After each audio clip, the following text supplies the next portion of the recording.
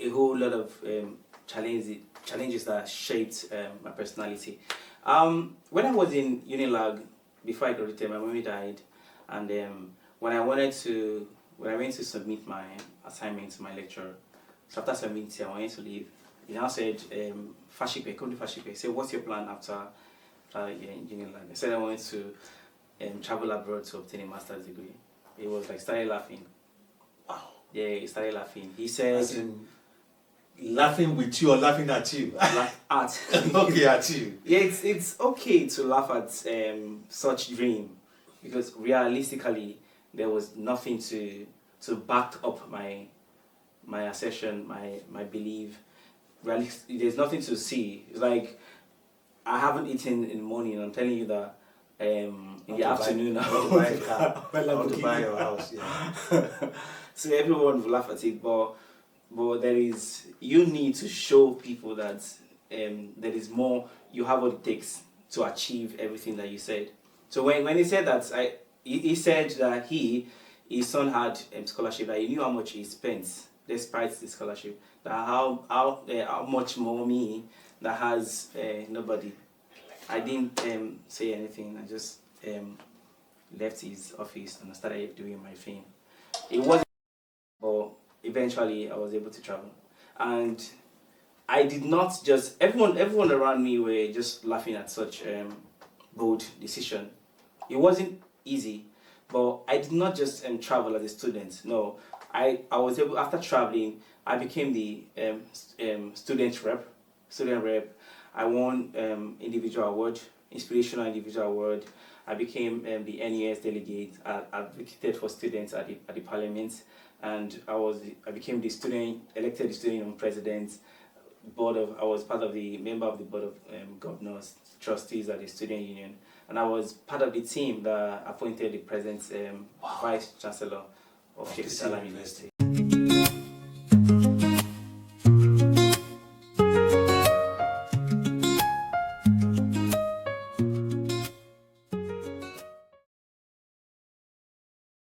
Everyone wants to leave Nigeria, but no one really talks about what happens when you arrive. The struggles, the loneliness, and the reality. Welcome to Naija Across Borders, where we go beyond the journeys and explore the struggles, the growth, and the transformation. I have a guest this evening. He's not just an ordinary guest. He likes to call himself a potential president of Federal Republic of Nigeria. Of course, whatever a man can conceive and believe, he can surely achieve. And I strongly believe, because this man was once the SUG president, that is Student Union Government President of the great Sheffield Hallam University here in the UK. I'm talking about Mr. Jeremiah Abiola Fashipe. Welcome to Naija Across Borders. Yeah, thank you so much. Thank you for having me. Yeah, thank you. For the benefit of those who may not really know you, can you tell us more about yourself, where you used to live in Nigeria before you relocated, and of course, what you used to do before moving to the UK? Yeah, my name is Jeremiah Abiola Fashipe. I was born in Ajegunle, and I grew up in Kirikiri town. When I was in Nigeria, I was a fashion designer. I studied French language from the University of First Choice and Nations Prize, University of Lagos. And I also did Mandarin. I did HSK 1 and 2 in University of Lagos, after which I traveled to the UK to obtain a master's degree in public relations. At what point did you decide to japa, as we like to call it? Could it be as a result of frustration or joblessness? You know, many graduates in Nigeria are jobless. Was that your story? No. Though things were really tough. We were born in penury. Things were really tough. I did not japa. No, I did not. I had to leave Nigeria to improve the scope of my knowledge, to get international exposure, learning from international institutions, become the student president, and also try to learn different tradition and culture. Okay. If I may ask, what was the greatest challenge you faced when you were your transition to the UK? Yeah, it's. If I start, we can't finish it today. Just summarize it and tell us something. Yes, the greatest challenges that I experienced was when I had issue with my international passport, and I met some people that exploited me.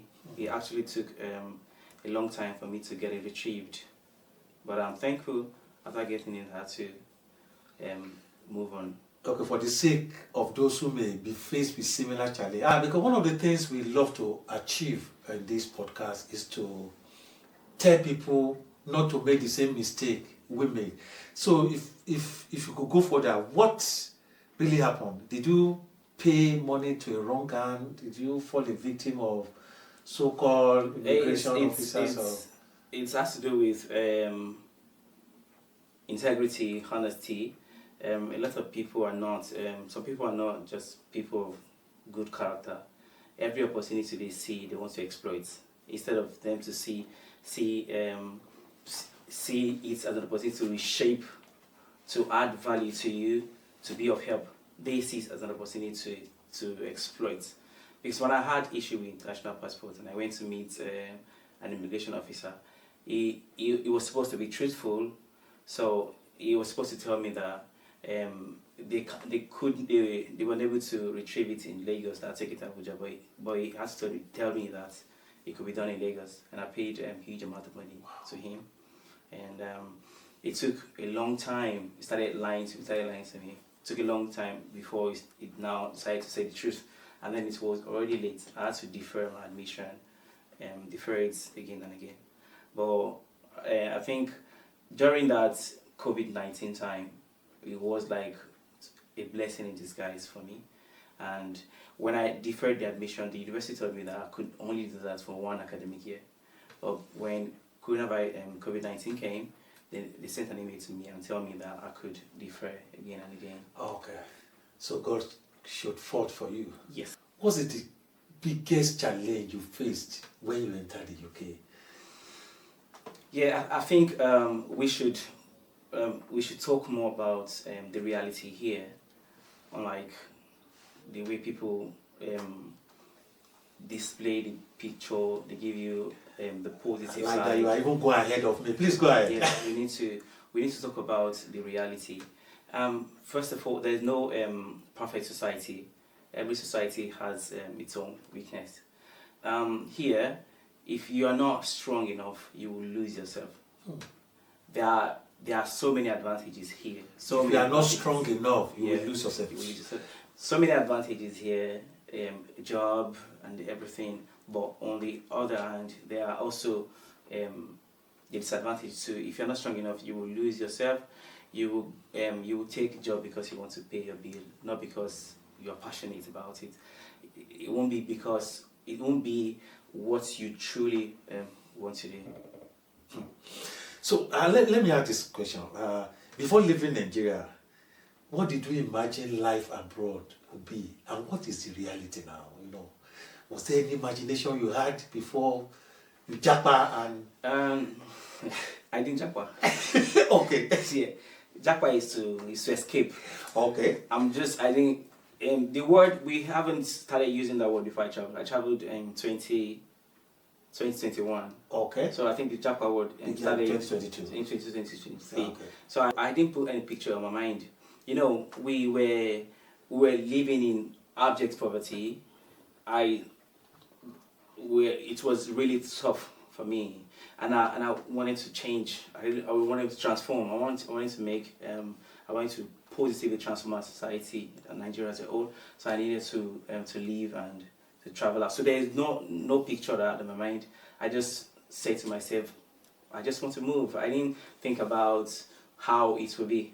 I just anyway, it's better than yeah. Abject poverty. There is no. You said you were living in abject poverty. Yes.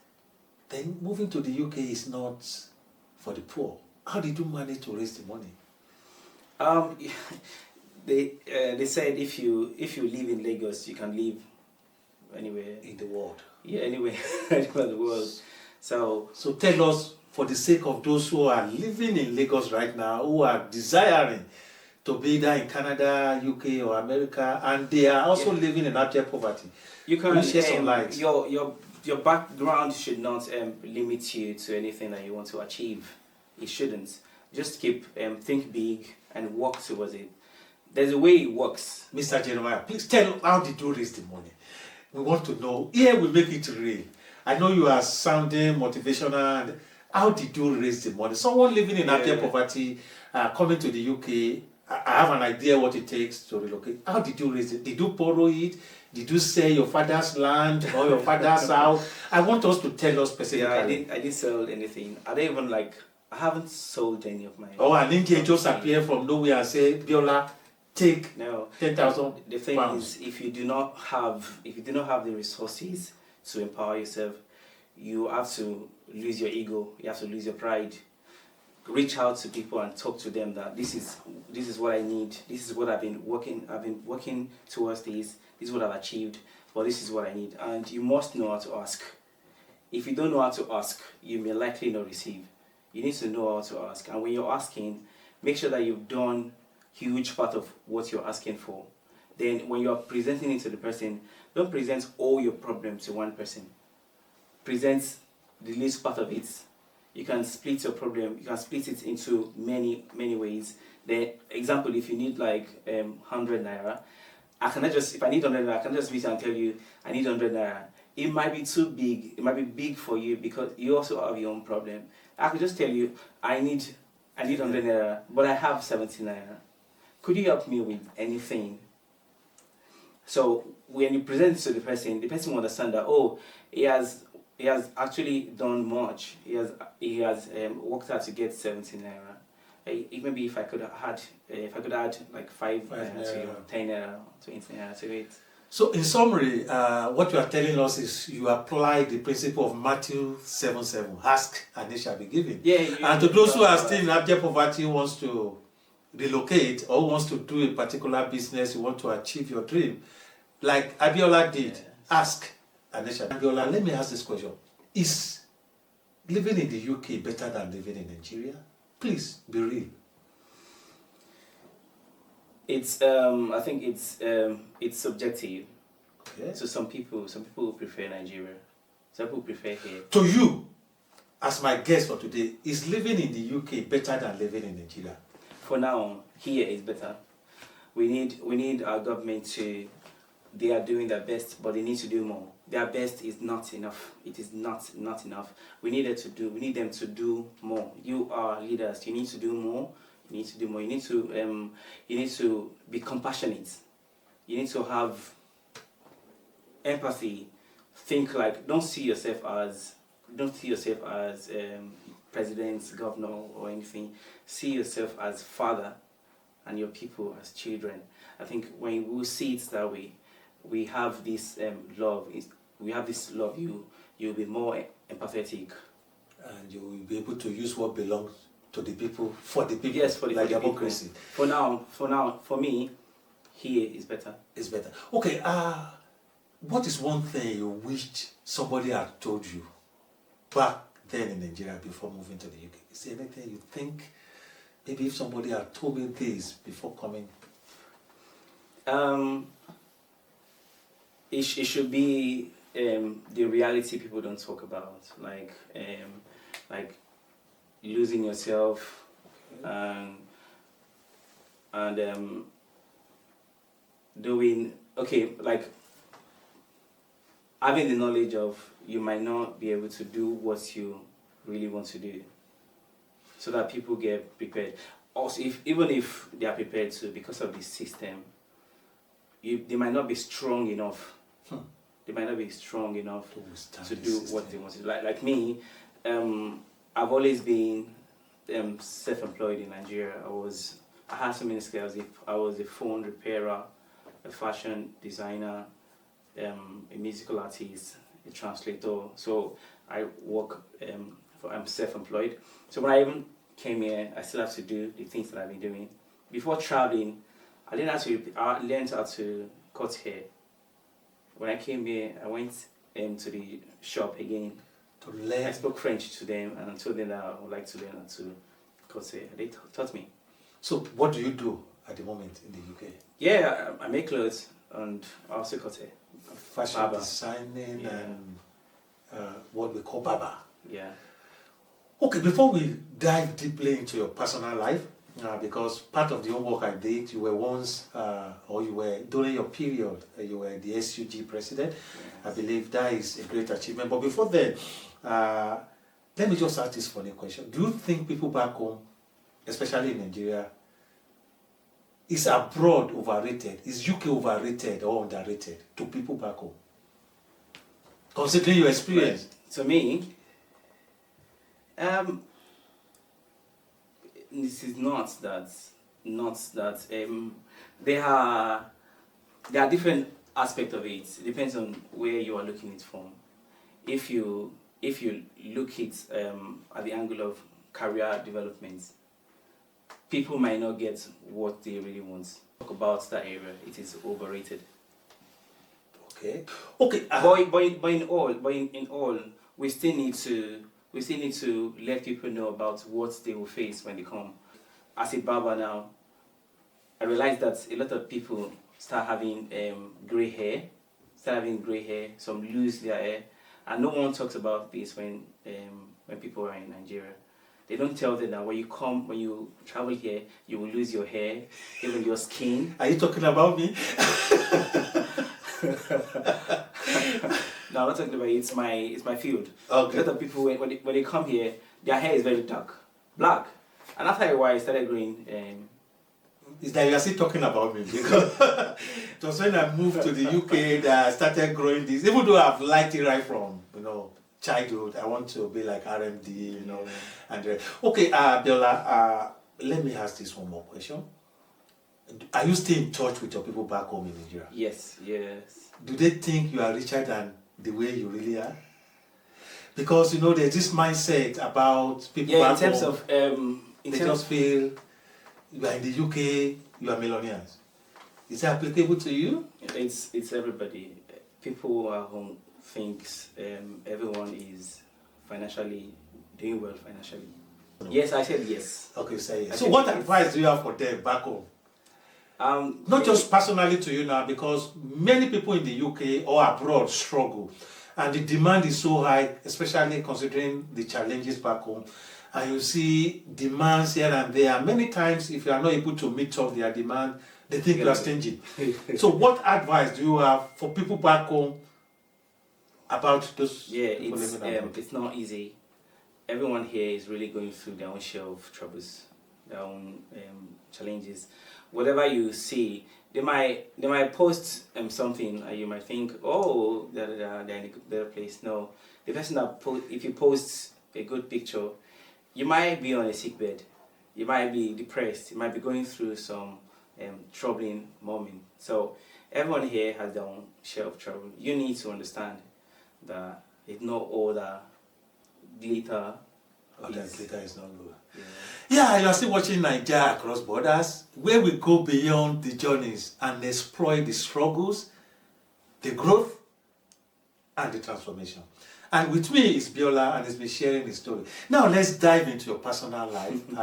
Becoming SUG president, Student Union president of Sheffield, Hallam University, where you did your master. Could you tell us a little about the struggle, the journey, or was it just on the platter of gold? No, it comes with a whole lot of challenges that shaped my personality. When I was in Unilag, before I graduated, my mommy died, and when I went to submit my assignment to my lecturer, so after submitting, I wanted to leave. He now said, Fashipe, come to Fashipe. He said, what's your plan after Unilag? I said I wanted to travel abroad to obtain a master's degree. He was like, started laughing. Wow. Yeah, he started laughing. He said, laughing with you or laughing at you? Laugh at.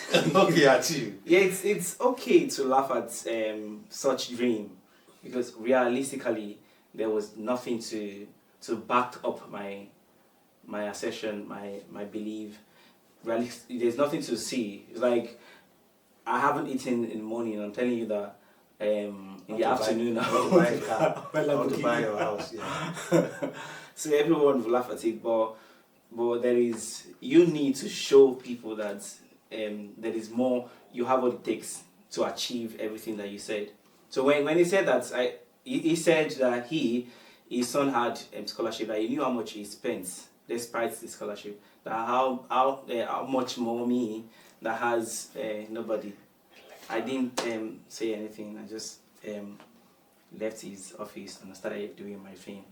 It wasn't, but eventually I was able to travel, and I did not just everyone around me were just laughing at such bold decision. It wasn't easy, but I did not just travel as a student. No, I was able, after traveling, I became the student rep.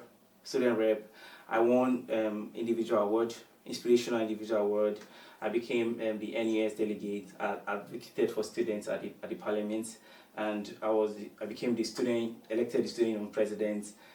I was part of the member of the board of governors, trustees at the student union, and I was part of the team that appointed the present vice chancellor of Sheffield University. Could you just share the little story? I know we have limited time. The struggles, the opposition, the obstacles on the way, or was it just a smooth journey? No, it's not. Like it's not. I said I started the journey in 2019. Then I was able to travel in 2021, 2 years later. I talked about my international passport. No, I'm talking about becoming the SUG president. Yeah. It wasn't even, some people, when I told people that I wanted to run for the election, they were also laughing. Everyone every time, they always laugh at my dream, because I'm so ambitious. I have powerful dreams, and I do not look like what I say. I don't look like that's why I don't blame people when they laugh at it, because I do not look like what I say, but within me, I'm powerful. So when I wrote before I ran for the election, I went to meet someone and I told him about my intention to run. After the encounter with him, I went home. I wrote the democracy team that I would like to withdraw my candidacy. So I was hoping that I would be encouraged, but I went to meet the person and I was discouraged. So you now withdrew your application? I withdrew my application, my candidacy. But luckily for me, when you are predestined to achieve something, it will surely come. And I failed some of my courses. It's a 1-year course. After I failed, I was complaining initially. I didn't know it was a blessing in disguise. So I had to pay to extend my visa, and then pay to stay extra year. Yeah, and pay for my tuition. After doing that, one day I just received an email. So please, for clarity, the first attempt you made, you withdrew the application yourself. Yes, I. So it was when you now had, should we call it carryover for second year? That was when you now. Okay, go ahead with your story. I just wanted our audience to know. That was when the opportunity came. It's a 1-year course. If I had not failed my courses, I would not add the opportunity to run, not to become the student president. So the failing of the course was like a blessing in disguise. What was the greatest opposition you faced in becoming the SUG president? Yeah, many people ran. We were 9. I think 4 Nigerians, 2 Indians, 2 Pakistan, I think a British or 2 of them, I forgot.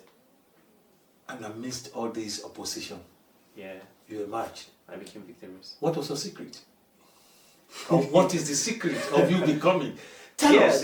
You have to believe in yourself. The first thing you need to do is to have courage. You need to be courageous. You need to believe in yourself. Believe that you can do it, and put in the work. Put in the right approach. Put in the energy. Put in the work. Keep doing it.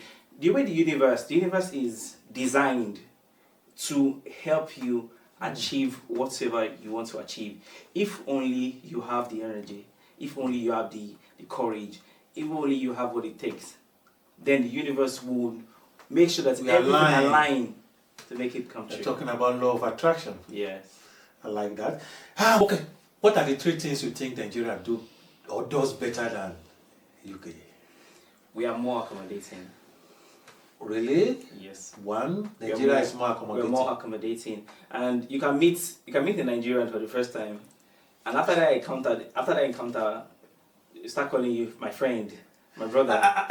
Excuse me. Are you talking about Nigeria in diaspora, or I'm talking about three things happening back home in Nigeria that you don't see here? That is better. That's what I'm saying. Okay. That we are more accommodating. Okay, one. We are more accommodating and more generous. Nigerians are more generous. More generous than the Nigerians here. They are more generous than Nigerians here. So, and even in summary, Nigerians in the UK are stingy. Is that what you're saying? Nigerians in the UK, Abiola say you guys are stingy. Okay, what is the topic? Did I say?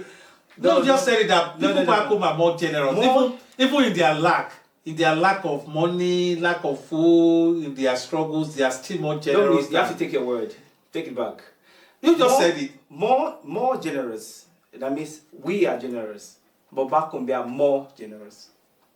We are still saying the same thing. No, stingy is different from more generous. Okay, you guys here are just generous, but people back home are more. More. The reason is it's not intentional. Not as if we wanted to be.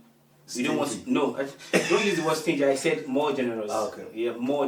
We want to be more. It's not the Nigerian at home, Nigerian here. We are the same thing. Okay. But the difference is because of the challenges that we have here. We are overstretched already. Okay, Your salary is already. So you guys find it difficult to just release money. I've heard it a long time ago before that UK residents are very stingy, and I think you are just confirming. Okay, the third thing, because of our time, so that we can go to the next question. What is the third thing you think? The first thing, I think that's that can talk about. Okay, I heard that UK is very boring. Loneliness, this thing, is that true? Do you confirm that? It's because of the responsibilities. Okay. It's like you are sold out already. So are you managing to source? Are you married? No. Are you married? No. Okay. When you say UK is very... No, I'm talking about when it comes to romance, loneliness, because I've interviewed some married people in the UK, and they will tell you they still experience loneliness, even in their marriage. And I heard that all you people do is shift. Yeah, so are you managing romance, especially you that you are still single? And there was a video that, should I say, that I saw online. A guy packing his load about 2 years ago, saying he's going back home. UK is boring, there is congee, in code. Yeah. So how are you surviving? How are you coping as a single guy? I'm self-employed and I have time to do, I can manage my time. Okay. I have time to do anything that I want to do. So in summary, UK is boring, but you are surviving it. Yes, because I could manage my time. Okay, from here, what next? As a Nigerian, some people after permit me to see use the word japa, they forget about home. But I'm so happy you say you are staying in touch with your people back home, and I think I want to commend you for that and encourage everybody, don't forget your source. Yeah. So now that you are in the UK, you are self-employed, you've been privileged to be SUG president, which is a great achievement to me, and I believe you are doing some great. What next? What is your vision? What are your visions? Yeah, we cannot leave Nigeria in the hands of people that are not that do not have the people at heart. We need, politics has to be everybody's business. Are you thinking of politics? We should. Everybody. No, are you? No, we should. Are you? I've answered the question. Okay. Yeah, it's something I'm thinking of. Something I'm doing. We all have to put all hands on deck and contribute to Nigeria's development. Are you thinking of going fully into politics, contest election? Because, jokingly, or should I say jokingly, I've heard you saying you are a potential president. Yeah, do you really mean it whenever you say so? Do you have vision to become the president of Nigeria? Yes. We need to... No, I don't want to. We need to. I'm talking about you, Biola. Why I'm saying we, I do not work alone. Okay. I always inspire people. When I say we, every one of us need to go into politics and everybody has their own area of specialization. Everybody has their own area of strength. We need to work together and make Nigeria a powerful country. You want to become the president of Nigeria? How are you going about? It's possible. Whatever a man can conceive and believe, especially with the help of God. I'm not laughing at your vision. How are you going about that? Yeah, I've just finished my tenure as the Student Union President. It's still part of leadership journey. I have the international exposure and institutional policies, how to advocate, how to implement policies that are people oriented. It's something that I've already been doing. In Nigeria, I have we established a charity organization in Nigeria that's passionate about empowering young people with free vocational skills and so on. What advice do you have for Nigerians in diaspora, not just in the UK? Because so many people, the truth is, so many people have forgotten about Nigeria. No, you don't. Considering the challenges we are facing right now, and I do tell people, it's a phase, no glory without story. I want to believe Nigeria is still going through the story, and I believe one day will become the center of attraction. And I'm not saying this just for saying sake, to incite anybody. I believe so much in Nigeria, and that is why this is part of what I'm doing to promote Nigeria. And I also have vision to still go fully back home and do. So what advice do you have for your friends, your brothers and sisters, I mean the Nigerians who are in the UK and every other? I understand that the insecurity and how the failure in governance and so many factors have made people lose hope. I just want to encourage everyone, don't lose hope. There are so many reasons why you have to give up, but you don't have to. You need to understand that we all need to come together. Everybody needs to. You don't need to think about what the country will do for you. You should start thinking about what you should do for the country. It's not as if they are saying the government should be irresponsible. No, it's about you understanding that you need to contribute. Whatever government do, you need to as well think about ways to contribute to the development. It's also an opportunity. I'm also using this opportunity to talk to our governments that they need to do more. You need to do more. Good. I just wanted to ask you that now that you've advised Nigerians in diaspora, what advice do you have for the government, leaders back home? Because the truth is, if Nigeria is better, many people will go back home, and many people will not even think of leaving. So if I may ask, what are the 3 things you think if Nigeria should put in place, if our government should do? 1, we discourage people from traveling abroad, and we encourage those abroad to maybe possibly move back home to invest in Nigeria. What are the 3 things? Fix security. Security, Number one. Okay. Security, our health sector, and there should be job opportunity, and healthcare sector. And if we can fix all these things, it will affect the other aspect of life. Yeah. Okay. If someone, let's say if your brother or your very good friend still back home in Nigeria is thinking of jackpotting now. When I mean jackpot, I'm not talking about those who wants to, some people really have, how do I put it? Some people really wants to come and study and go back. There are some people like that. Yeah. Their intention is to come in, study and go back. But some people, their real intention is to escape from the hardship back home. So that's why I use the word jackpot. If you have somebody back home now that call you that, Egbon, or my friend, I want to jackpot. I want to escape this hardship. I want to escape this insecurity. What advice will you give to such a one? Yeah, if you want to, I don't want to say escape. If you want to travel, empower yourself. Get your degree, widen the scope of your knowledge, and start thinking about what you've learned here, how you will implement it in Nigeria. Okay, how will you present UK to someone who wants to just move in for the first time? It's a great country.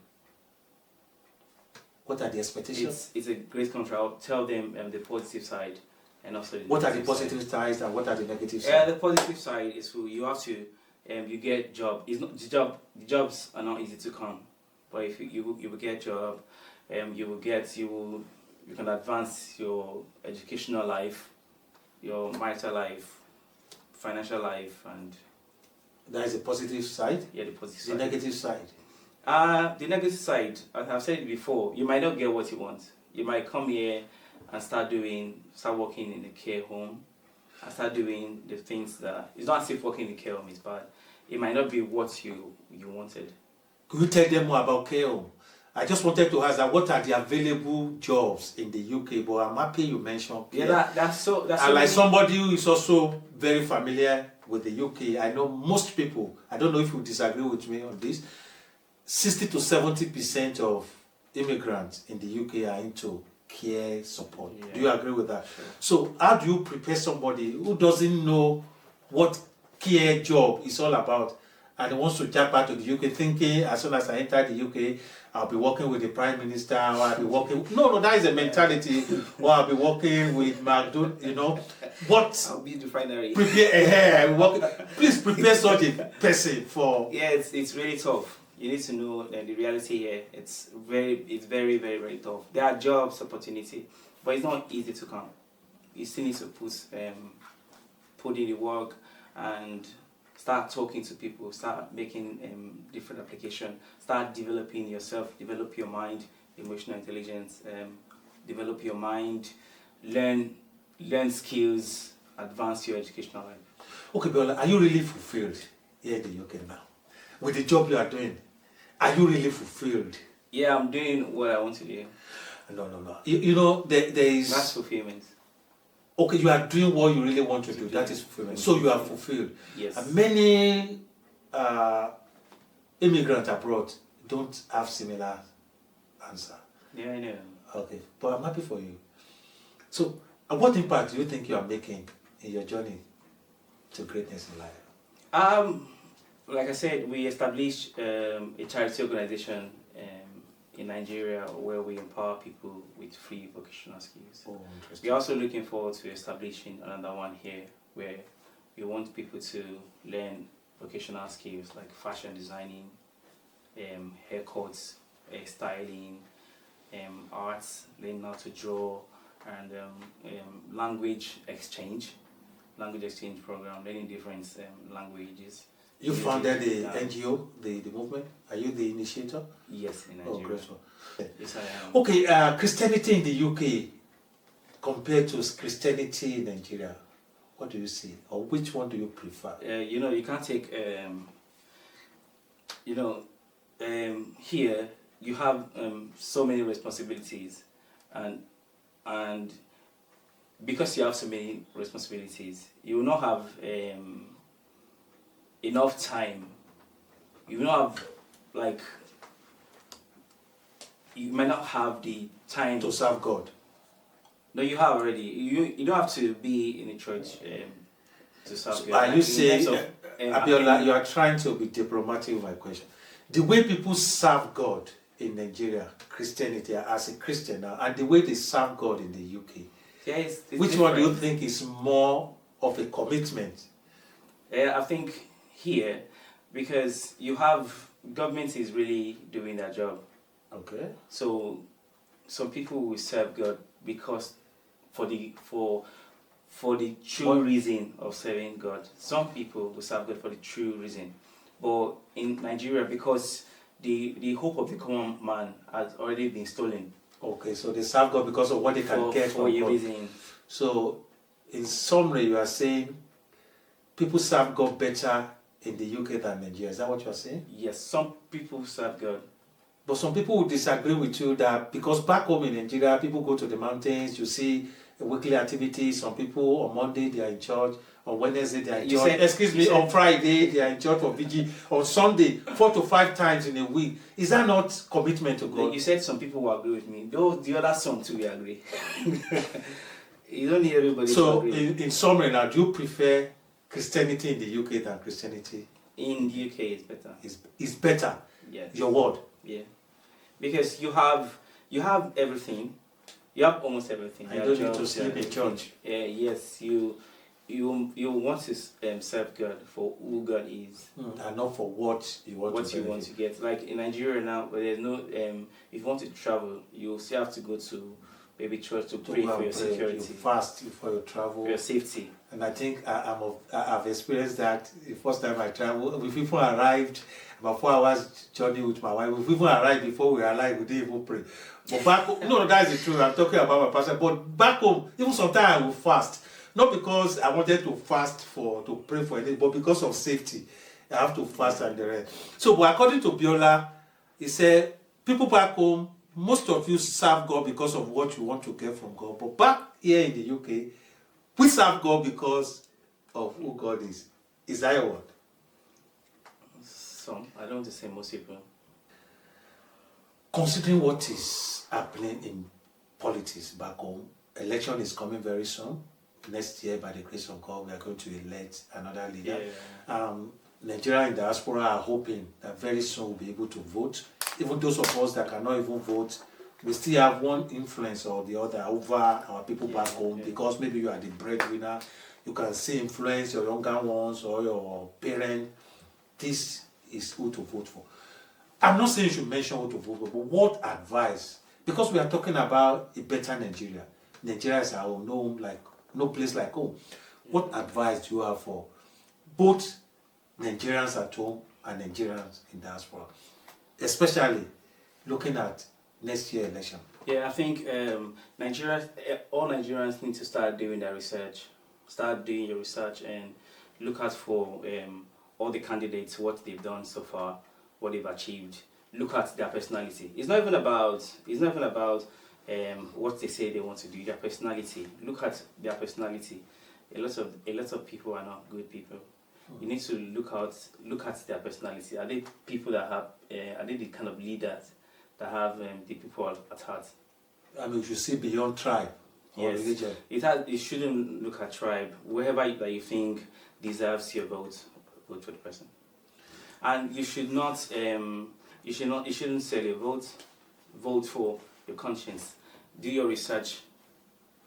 Weigh all the candidates. It's not about you. We should stop. We need to stop the idea of talking about the big names. Look at other people. We need to try other people.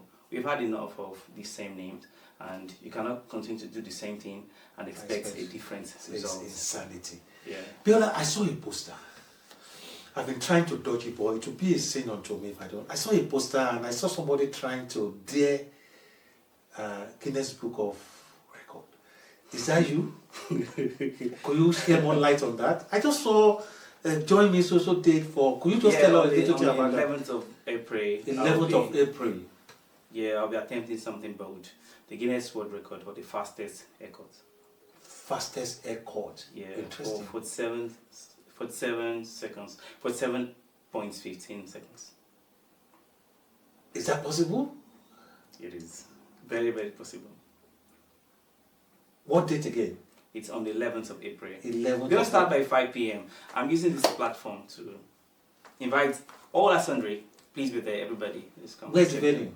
It's going to be at 350 Pet Street, S4 8LU. Sheffield.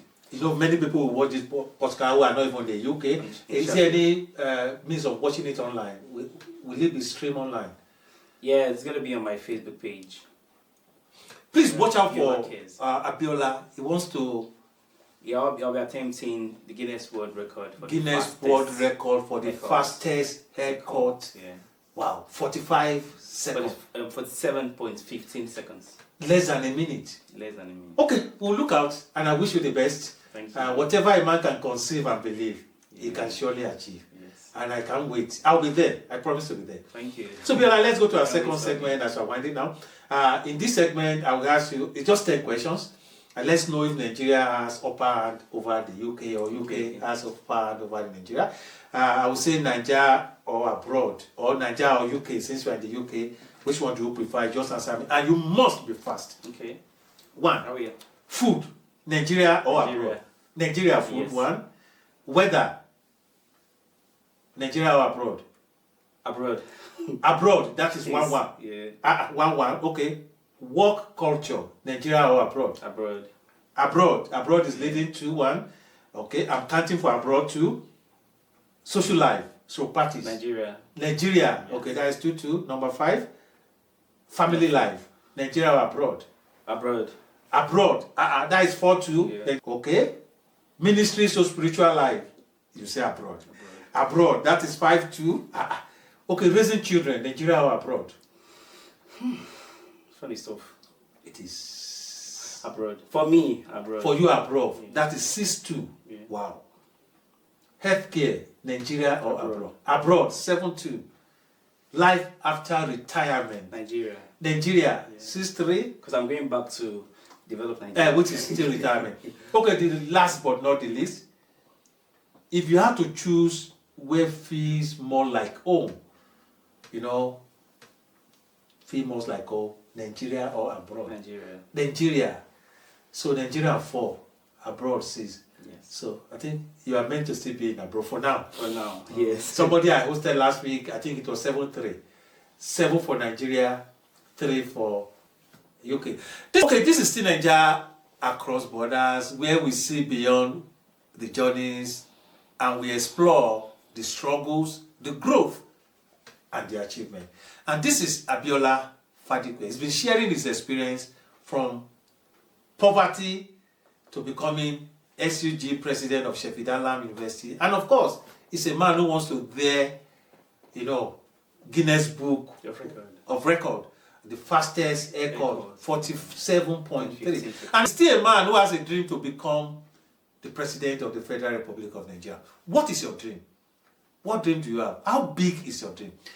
And we are rounding on right now. Biola, look into the camera. Encourage somebody there. How big is your dream? You said it when you started that you grew up from a poor family. Yeah. So many people back home have similar story. No money, poor father, poor parent, no hope. But from nothing to something. Mm-hmm. What advice do you have for that young guy, that young lady who is watching you right now? You need to believe in yourself. You are the first motivator. You are the first. Everything about you are the first. You don't need anybody to believe you now. You don't need that belief. Even if it comes, fine. It doesn't come. You need to believe in yourself.